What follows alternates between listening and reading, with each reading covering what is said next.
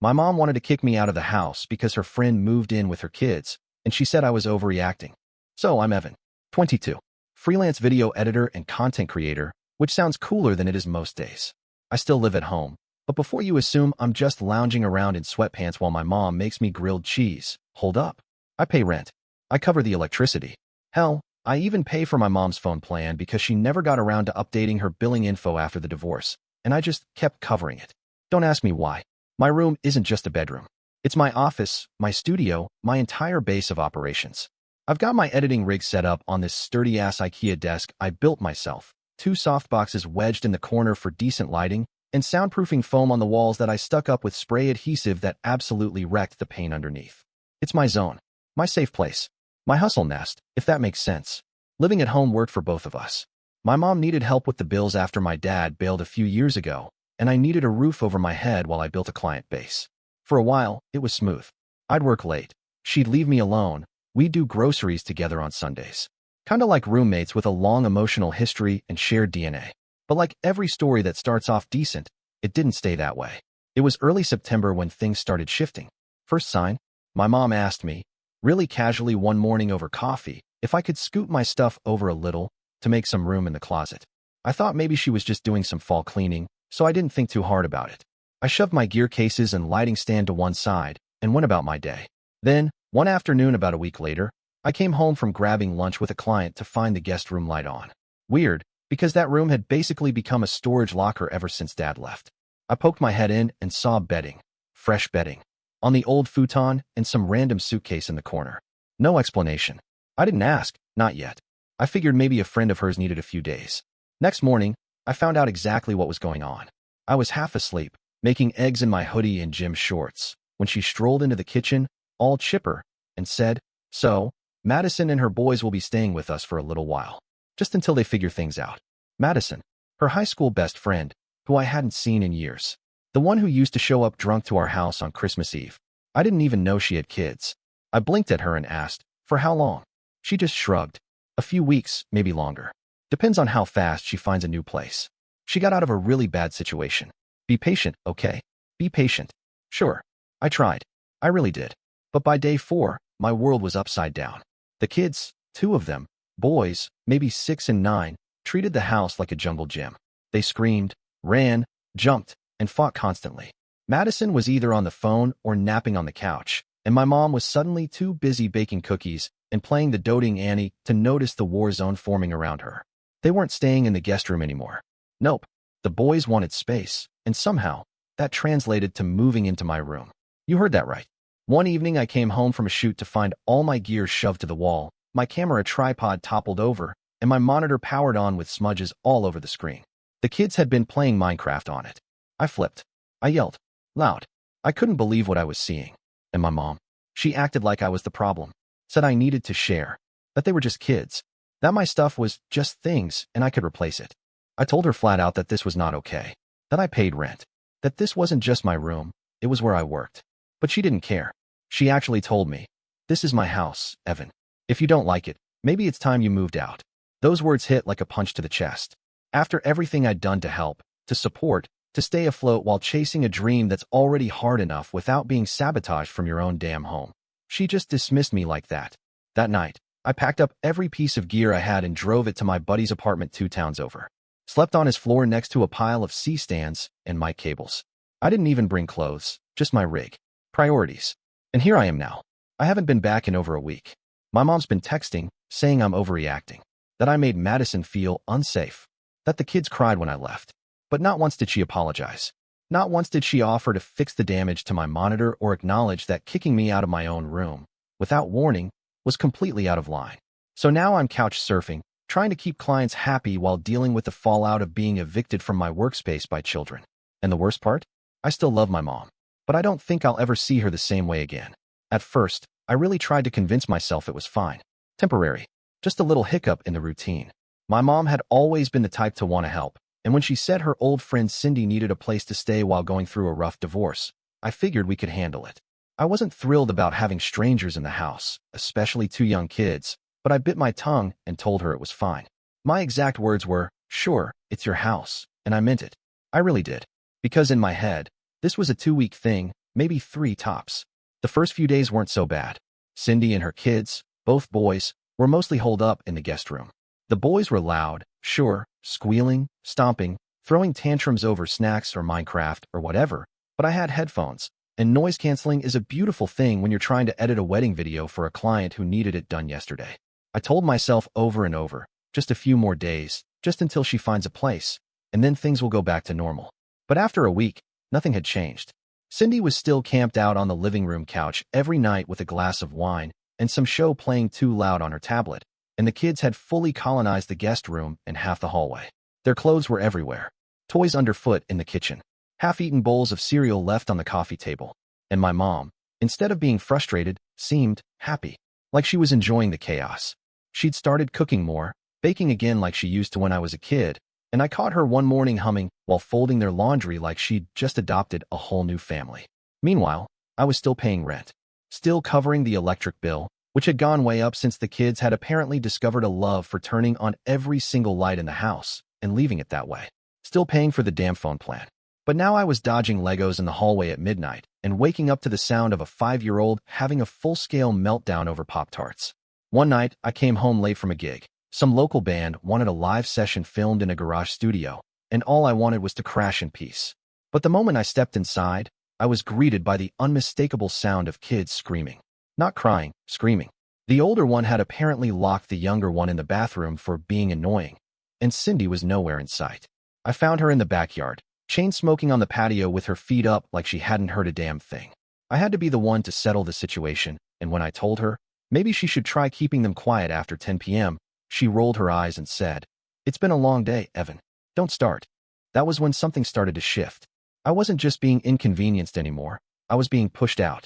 I started noticing how the groceries were disappearing faster than usual, how the laundry machine was always full of someone else's clothes, how I suddenly needed to knock before using the bathroom, because Cindy's kids are in there. It was like I was becoming a guest in my own house. And the worst part? My mom wouldn't hear a word of it. Every time I brought something up, how loud it was, how much longer this was going to go on, how uncomfortable I was, she'd either brush it off or get defensive. "You have your space," she'd say, as if my bedroom wasn't right next to the war zone. "They're going through a hard time," she'd add, like that was supposed to justify every broken boundary. I wasn't heartless. I knew divorce could be brutal, especially with kids involved. But there was no plan, no timeline, no hint of them leaving.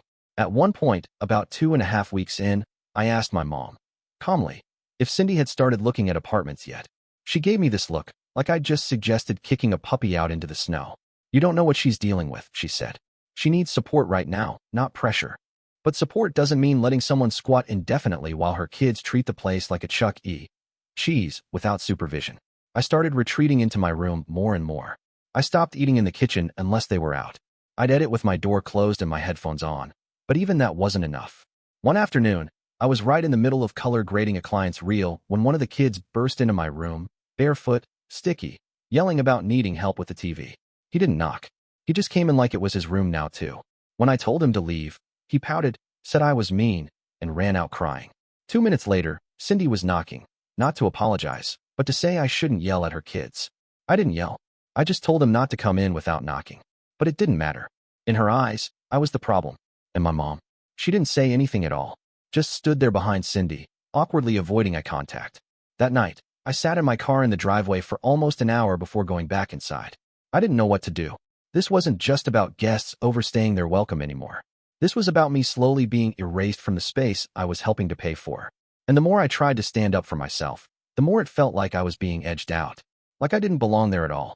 I remember the exact moment I opened the door and felt like a stranger in my own life. It had been a long day. I was running behind on edits for 2 different clients. One of my drives was acting up, and I'd spent half the afternoon waiting for a render to finish in a crowded cafe because the house had just gotten too loud. All I wanted when I came home was quiet and a few hours in my setup to finish what I couldn't on the go. Instead, I walked in and saw chaos. The door to my room was wide open. That was the first red flag. I never left it open, especially not when I had equipment in there. My camera, lights, condenser mic, dual monitor setup.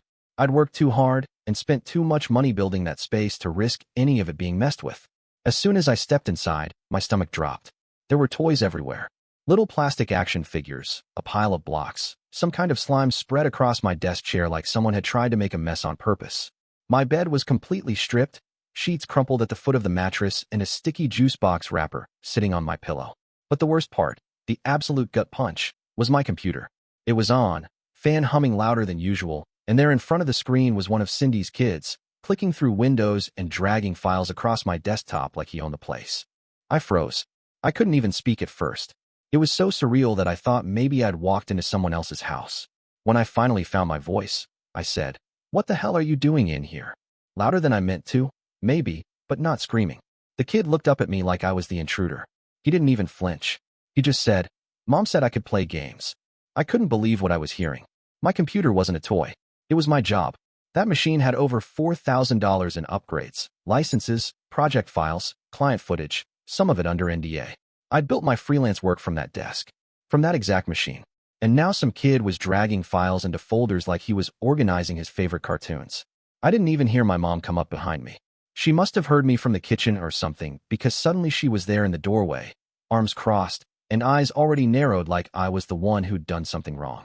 "Evan, it's not a big deal," she said, like we were talking about leaving a light on. "Not a big deal." I turned to her, trying to keep my voice steady, but I felt the heat rising in my face. "You let him in my room? You let him touch my setup?" She rolled her eyes like I was being dramatic. "He's just a kid. He wanted to play Minecraft, or whatever. It's not the end of the world." I couldn't even process the level of disrespect in that moment. Not only had she allowed someone else's child to go into my private space, she hadn't even thought it was worth telling me. She didn't ask. She didn't warn me. She just gave them permission like none of it mattered. Like my equipment, my work, my space. All of it was just furniture to be rearranged. I pointed toward my gear shoved haphazardly into the corner, cables tangled, lights tipped over. "Do you even realize what this is? That this is how I pay rent? That this is why I've been able to stay here and help with bills while building something?" "You're overreacting," she said flatly. "They're going through a lot right now. Can't you be a little flexible?" Flexible. That word hit me harder than I expected. I'd been flexible since the day Cindy and her kids arrived. I'd given up silence. I'd given up comfort. I'd given up the ability to record anything without background noise.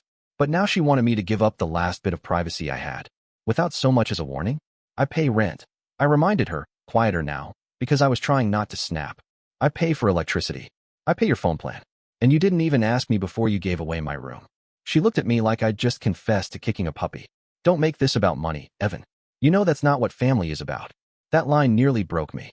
Because what she really meant was that her version of family came with expectations, and apparently respect for my space wasn't one of them. I didn't say anything else. I just turned, walked over to my desk, and shut my computer down manually. The kid protested, whining that he was in the middle of something, but I ignored him. I unplugged the external drives, gathered my headphones, started wrapping up my cords with shaking hands. My mom stood there watching like I was being immature, like I was having a tantrum. I could feel it in the way she sighed, the way she shifted her weight and muttered something under her breath about not needing this tonight. But I didn't care. All I could think was how easily she had thrown away the one boundary I'd been clinging to for weeks. It wasn't just about the computer. It was everything. The silence, the control, the respect that was supposed to come with being an adult under the same roof, contributing and pulling my weight. Gone. And for the first time since Cindy and her boys moved in, I started thinking maybe it was time to go. Because if even my own room wasn't mine anymore, then what exactly was I still doing there? The word selfish started getting thrown around so often in the house it might as well have been my new name. At first, it was subtle. Just a muttered comment from Cindy under her breath when I asked her kids not to slam the bedroom door. Then it became something sharper, louder, more deliberate. Every time I brought up the equipment, every time I reminded them that my work depended on that space, I'd get hit with the same thing. "You're so selfish, Evan." It didn't matter how I tried to explain it. I told them my computer wasn't just a computer, it was the brain of my entire freelance setup. I told them the lights, the mic, the camera, they weren't toys, they were tools. My tools. They looked at me like I was speaking a different language. I said, "This is how I make money. I don't clock in at an office. I don't have a boss. That gear is my livelihood." But they didn't want to hear it. My mom crossed her arms and said, "They're just kids. Why are you so nervous all the time?" And Cindy, God, Cindy just shook her head and muttered, "Unbelievable." I was the villain now, apparently. Not because I yelled or made threats or acted out. I didn't do any of that. I was the villain because I wanted to protect my own property. Because I wanted to sit down and work without the constant fear that a 6-year-old was going to wipe a project file off my desktop. One night, I asked, again, if I could just move the studio into the guest room temporarily. Not ideal, but at least it had a door I could close. I figured if they wanted the kids to have my room so badly, fine, I'd compromise. Just let me work somewhere. My mom didn't even look up from her phone. That room's too cramped, she said. Cindy chimed in. It's full of our stuff. And you'd be in the way. Can't you just wait until we figure things out? Figure things out. That was the phrase they kept using, like there was some invisible plan I hadn't been made privy to, some master timeline where eventually everything would fall into place and I'd magically get my life back. But nobody was doing anything. Cindy wasn't working. She wasn't looking for apartments. She wasn't saving. She was scrolling Instagram and making tea and telling her kids to go play in the room that used to be mine. I wasn't even allowed in there anymore. The door was always shut, and when I tried to go in to grab a piece of gear I'd forgotten, a light stand I needed for a shoot, Cindy snapped at me from the hallway like I'd committed a crime.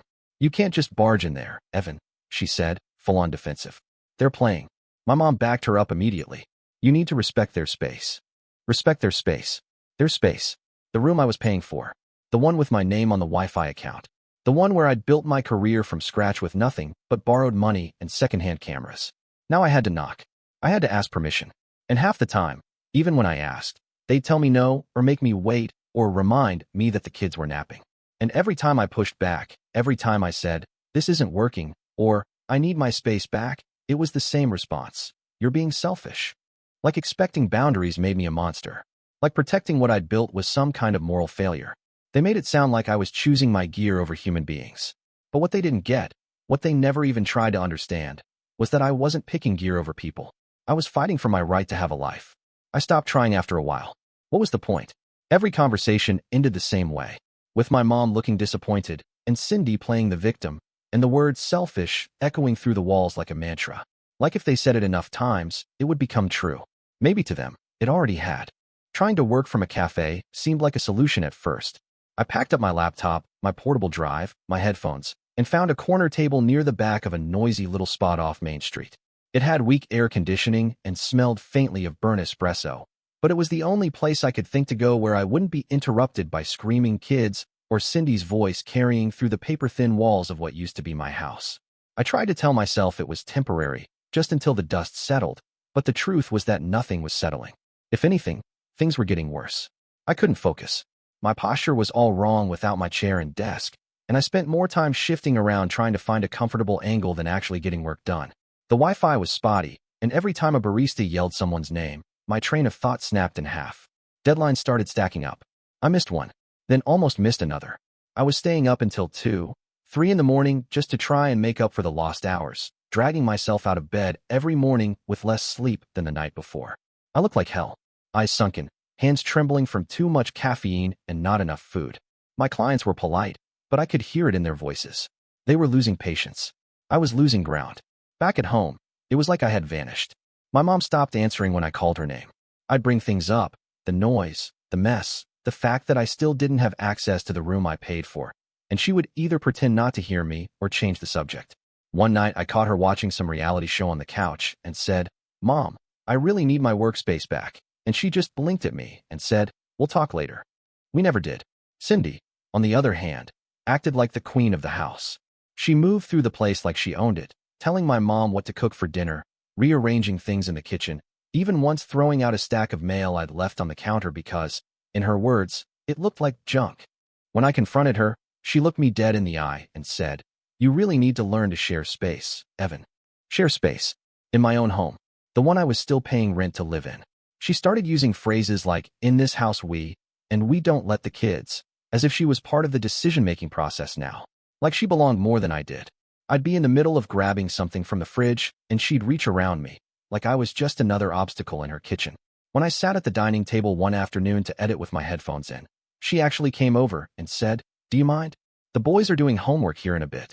I had nowhere left to go. No quiet. No stability.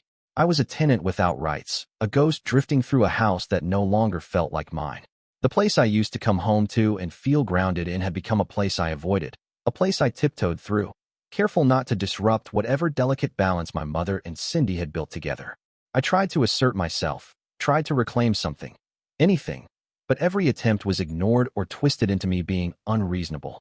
There were nights I'd sit in my car parked in the driveway, engine off, just staring at the front door, debating whether it was even worth going inside. The tension in the air had become a constant. I could feel it in the way no one looked at me when I walked into the room, in the way my mom's voice had changed, softer around Cindy, colder around me. I could feel it in the way even the kids had stopped asking me questions or trying to talk to me, like I was the weird man who lived in the house, but didn't count. I was there, but I wasn't. I was paying to exist in the background of someone else's life. And every day, that reality pressed down on me a little harder. It was late, close to midnight, and I had just gotten home from pulling an exhausting shift helping a friend shoot an engagement video out by the lake. I was running on fumes, my feet ached, and my shoulders were sore from carrying gear around all day. All I wanted was to quietly reheat something from the fridge and collapse. The house was mostly dark except for the warm glow spilling out from the living room. I didn't think anyone would still be awake, but as I walked down the hallway toward the kitchen, I heard voices, my mom and Cindy, low but clear, sitting together on the couch just out of sight. I don't even think they knew I was home yet. Maybe they assumed I was working late again, or maybe they didn't care. Either way, I stopped before I turned the corner when I caught my name. "He's being ridiculous," Cindy was saying. Like, I get that it's his room or whatever, but nothing bad actually happened. The kids were just curious.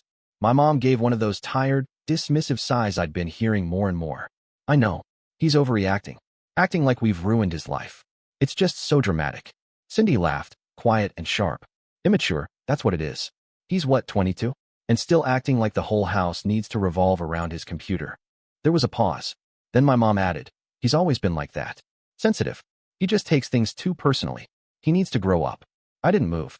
I just stood there in the dark hallway, frozen in place with my hand still halfway to my back. I wasn't shocked, not really. Part of me had known this is what they thought, but hearing it out loud like that, so casually, so confidently, it hit harder than I expected. All the exhaustion I'd been carrying, all the patience I'd been clinging to, it cracked right there in that hallway. They didn't respect me. They didn't take me seriously. Everything I'd been trying to explain for weeks, how this wasn't just about space, how it was about boundaries, about the constant disregard for my work and my presence. They had written it all off as childish whining. It didn't matter that I paid rent. It didn't matter that I'd spent years building a small career out of a spare bedroom and long nights. In their eyes, I was still just some sulky kid making a fuss over nothing. I backed away slowly so they wouldn't hear me, then went out the front door without making a sound. I sat in my car with the windows down, staring at the quiet street, and let the silence stretch out for as long as I needed. That was it. That was the moment I knew I couldn't keep doing this. I couldn't keep pretending I was part of that house when clearly I wasn't. They had made space for everyone but me, and now they were mocking me for not going along with it. It didn't feel like a dramatic decision.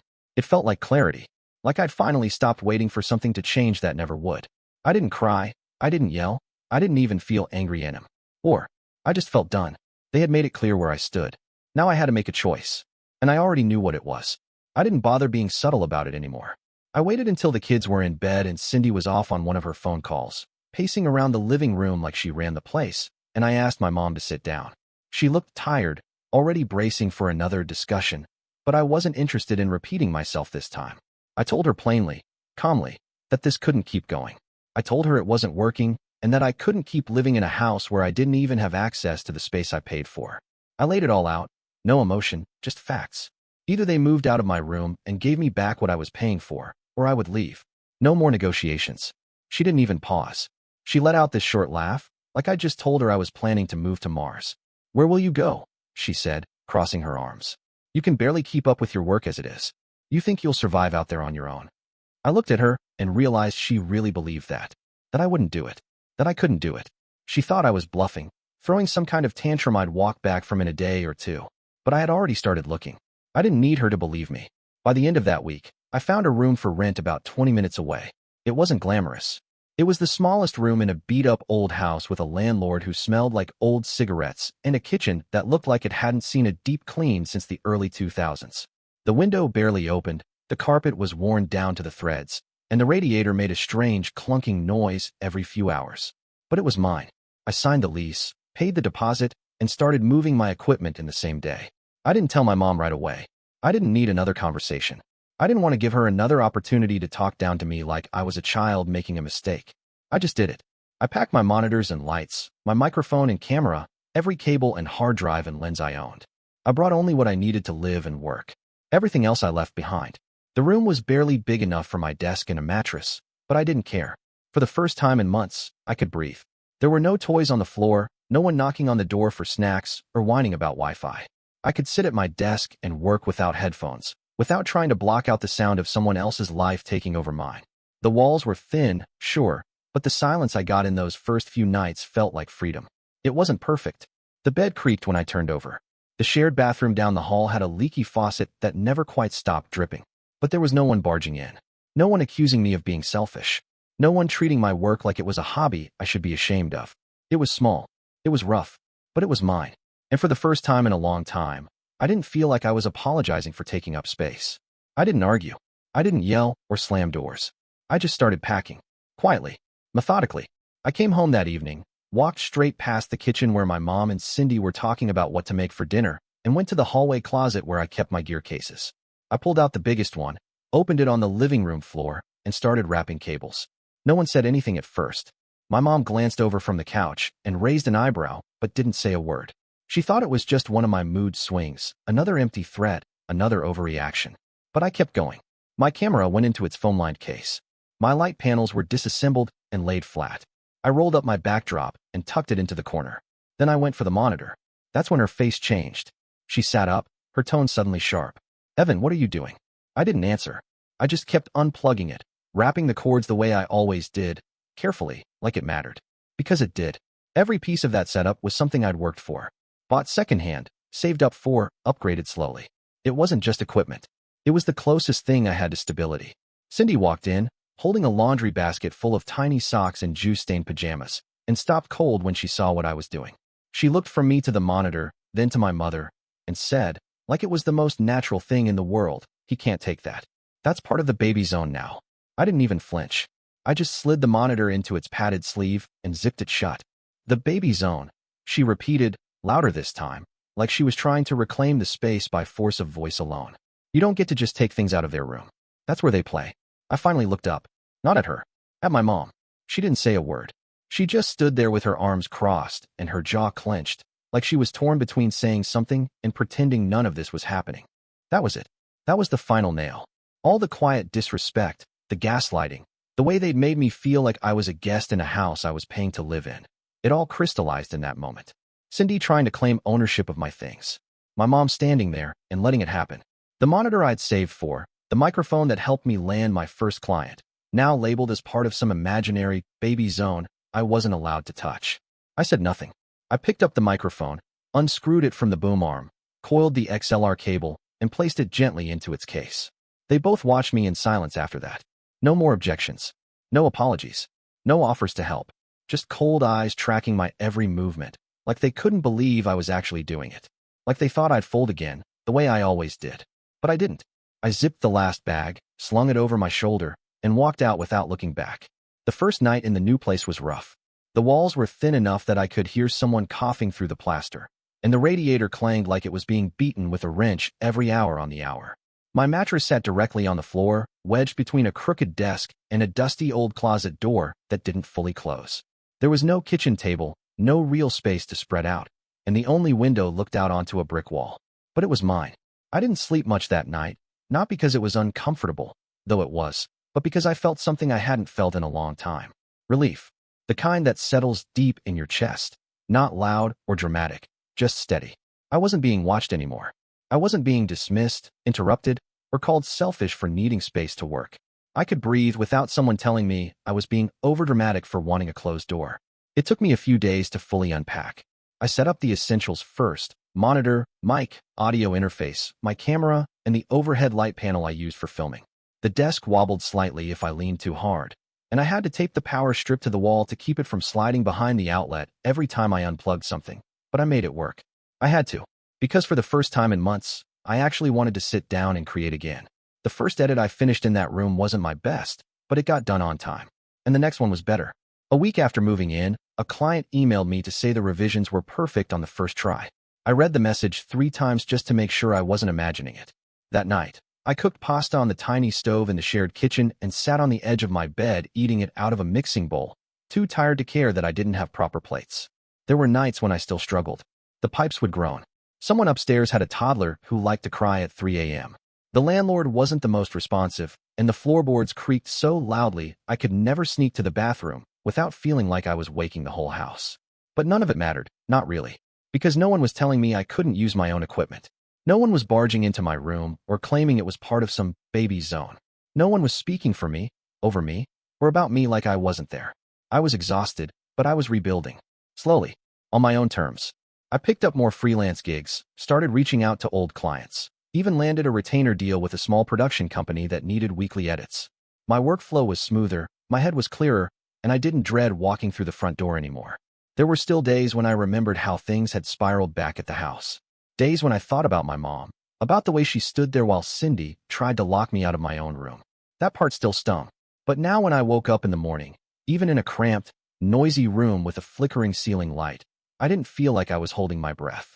I wasn't waiting for someone to talk over me or take something that was mine. I was free. And even if the place was falling apart, even if the hallway always smelled faintly of soup and someone else's cologne, it was the first time in a long time that I felt like I was actually standing on solid ground. It was a Wednesday night, 2 weeks after I moved out. I was sitting on the edge of my bed, the kind of night where the work was finally done, and for once I had nothing urgent hanging over my head. I had just finished eating a sad-looking burrito from the gas station across the street when my phone lit up. It was my mom.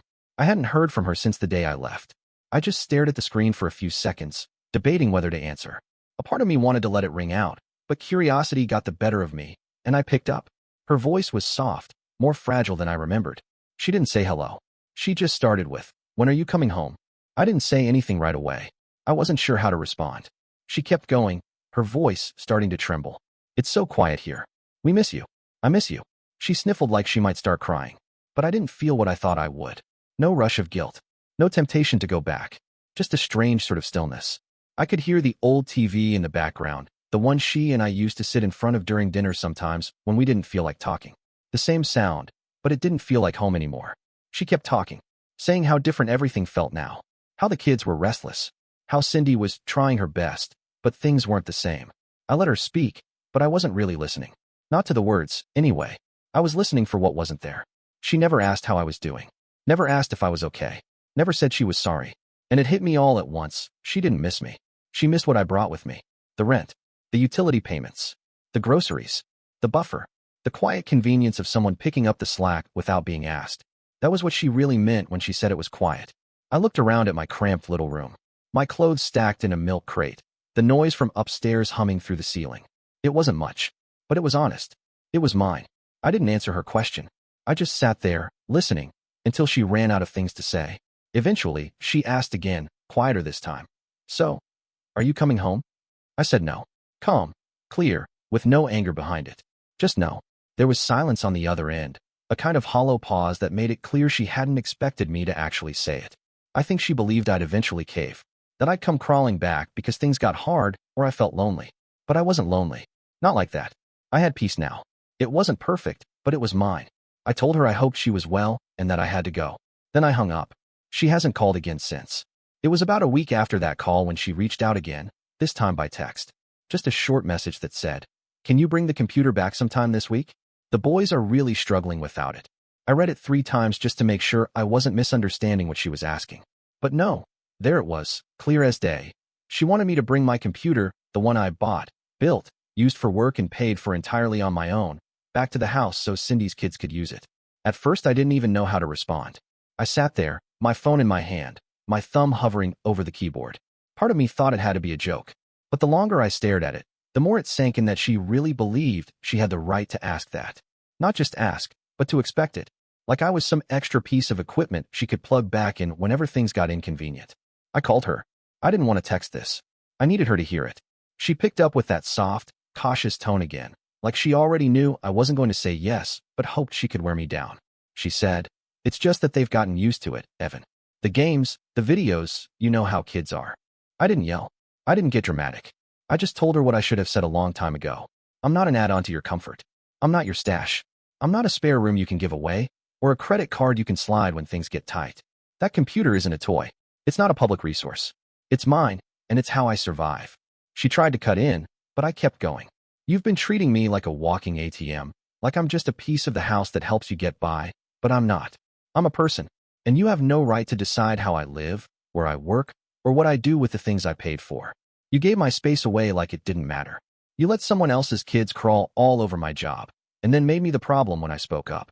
You don't get to act like none of that happened and then asked me to come back like it's no big deal. She went quiet after that, completely silent. I could hear the faint hum of the kitchen fan in the background, the one I used to fall asleep to when things were still good in that house. But the quiet didn't bother me anymore. I'd spent too long being quiet to make other people comfortable. Not this time. I'm not coming back, I said. And neither is the computer, or anything else that belonged to me. She hung up without another word. I put the phone down and went back to work. The days move quietly now. My new life isn't loud or glamorous.